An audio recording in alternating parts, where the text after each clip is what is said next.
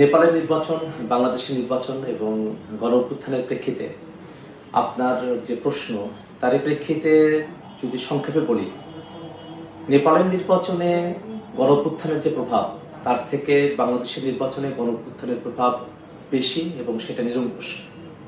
নেপালের নির্বাচনে গণ-অভ্যুত্থানের পক্ষে এবং বিপক্ষে উভয় শক্তিরাই নির্বাচনের মধ্য দিয়ে তারা আসন পেয়েছে, কম হোক আর বেশি হোক, যদিও অভ্যুত্থানকারীরা তারা সংখ্যাগরিষ্ঠতা পেয়েছে।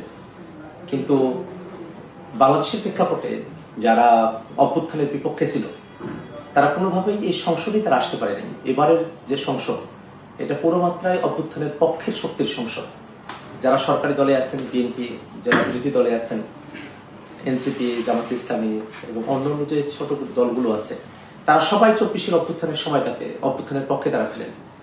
অভ্যুত্থানের বিপক্ষে থাকা আওয়ামী লীগ নির্বাচনে অংশ করতে পারে নাই, কিন্তু আওয়ামী লীগের দোসর জাতীয় পার্টি, একেবারে বাম কিছু দল, সুন্নি জোট, তারা নির্বাচনে অংশগ্রহণ করলেও তারা কিন্তু জনগণের তারা প্রত্যাখ্যাত হয়েছেন। এতগুলো দল, সবগুলো দল মিলে কোনো আসনই তারা জিততে পারেন নাই এবং মাত্র 3টি আসনে তারা জামানত রক্ষা করতে পেরেছেন, অর্থাৎ প্রায় সবগুলো আসনে তাদের জামানত বাজেয়াপ্ত হয়েছে। অর্থাৎ নেপালের যে নির্বাচন, সেখানে তরুণদের যে দল, গণঅভ্যুত্থানের যে দল আরএসপি, সেটা অনেক আগে থেকে তৈরি হওয়া একটা দল, 2022 সালে যাদের জন্ম, এবং তাদের একটা দীর্ঘদিনের সংসদে প্রতিনিধিত্বেরও একটা ইতিহাস তাদের রয়েছে। কিন্তু তারপরেও এবারের নির্বাচনের মধ্য দিয়ে তারা যে সংসদে সংখ্যাগরিষ্ঠতা অর্জন করলো, সেই ঘটনাটাকে আমরা সাধুবাদ জানাই, আমরা সেটাকে অ্যাপ্রিসিয়েট করি। কিন্তু সেই ঘটনার সূত্র ধরে যারা নানা কারণে এনসিপি কে তুলনায় নিয়ে আসছেন, তারা কার্যত বাংলাদেশে অভ্যুত্থানকারী দল বলতে শুধু এনসিপি কেই ভিন্ন করতে চান এবং অন্য যে দলগুলো বিএনপি বা জামাত, যারা অভ্যুত্থানের পক্ষে শক্তি ছিলেন অন্তত অভ্যুত্থানকালীন সময় পর্যন্ত, তাদের যে ভূমিকা সেটাকে তারা বিমালুম চেপে যান। এই কারণে কনক্লুশন হলো যে নেপালের নির্বাচনে তাদের গণ-অভ্যুত্থানের যে প্রভাব, তার থেকেও বাংলাদেশের নির্বাচনে গণ-অভ্যুত্থানের প্রভাব বেশি, সেটা বেশি দৃশ্যমান এবং সেটা বেশি পরিমাণে সেটা এখানে সফল।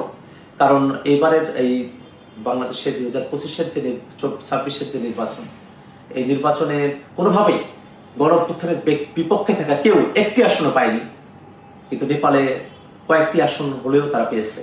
তো এই কারণে বাংলাদেশকে যারা সততা বিভক্ত করতে চায়, অর্থাৎ অভ্যুত্থানের পক্ষে শক্তিগুলোকে যারা ডিমেন্ড করতে চায় যে অভ্যুত্থানটা এখানে জনতার অভ্যুত্থান হিসেবে ছিল না, তারা এর মধ্য দিয়ে আওয়ামী লীগের পক্ষে, অর্থাৎ অভ্যুত্থানের বিপক্ষে থাকা যে শক্তিগুলো আছে তাদের পক্ষে যারা মতামত উৎপাদন করতে চায়, তারা জেনে বুঝে একটা ফ্যালাসির মধ্য দিয়ে নিয়ে গিয়ে এই ধরনের একটা পরিস্থিতি তারা তৈরি করতে চায়। তাদের জেনে রাখা প্রয়োজন যে এই বাংলাদেশে অভ্যুত্থানের বিপক্ষে থাকা আওয়ামী লীগ এবং তাদের যারা দোসর আছে, জাতীয় পার্টি, বাম কিছু দল এবং সুন্নি জোট, যারা তার এবারে নির্বাচনে জামানত রক্ষা করতে পারে নাই।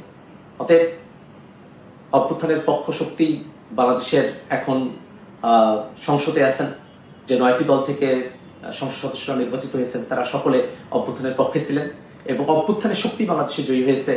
অভ্যুত্থানের শক্তিগুলোই বাংলাদেশের নীতি নির্ধারণের জায়গাটাতে কাজ করবে এবং সামনের দিনে এই অভ্যুত্থানকে কারা কতটা সুরক্ষিত করতে চায়, সেই কমিটমেন্টের উপর ভিত্তি করে বাংলাদেশের মানুষেরা এই অভ্যুত্থান পরবর্তী সময় এবং নির্বাচন পরবর্তী সময়ে প্রত্যেকটা দলের যে ভূমিকা, সেটাকে তারা মূল্যায়ন করবে।